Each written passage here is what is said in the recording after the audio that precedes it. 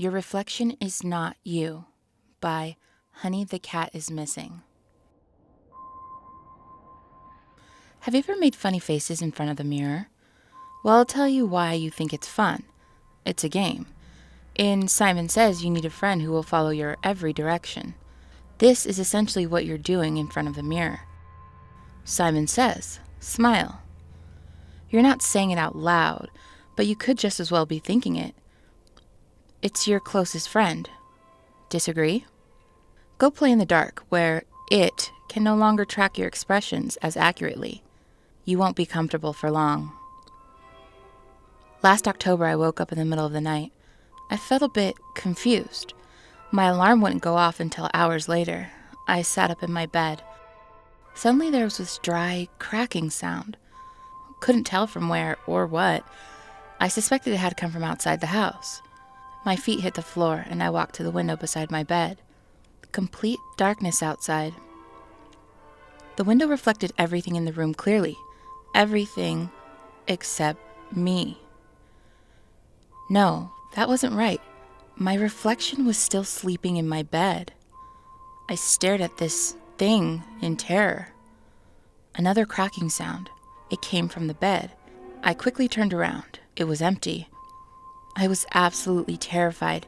I ran out of the room. Another sound. A pair of feet hitting the floorboards. Yes, and now someone was lazily dragging them toward the bedroom window. I realized my reflection had somehow, for some reason, gotten out of sync. It was lagging behind. Did it know? Did it also realize? No, I thought. It hadn't seen me see it. But wouldn't it also notice something was off when it couldn't see me in the window? I ran straight to the living room, turned on all the lights, and just sat there.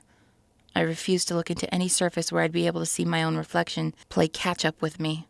I also covered my ears so I wouldn't hear it coming creeping into the living room. I prayed in silence it'd just catch up quickly so everything would return to normal. It took me almost an hour to gather my strength and walk to the bathroom. I really needed to go, but I was afraid to look into the mirror.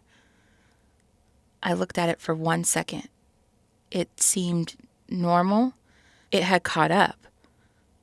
I pretended everything was fine so it wouldn't suspect anything. Suspect that I knew.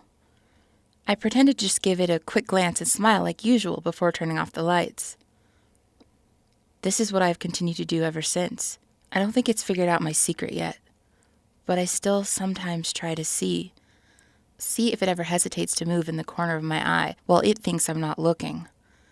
See if it ever keeps a smile on its lips on for just a teeny bit too long. See if it ever winks at me as if to say, I know.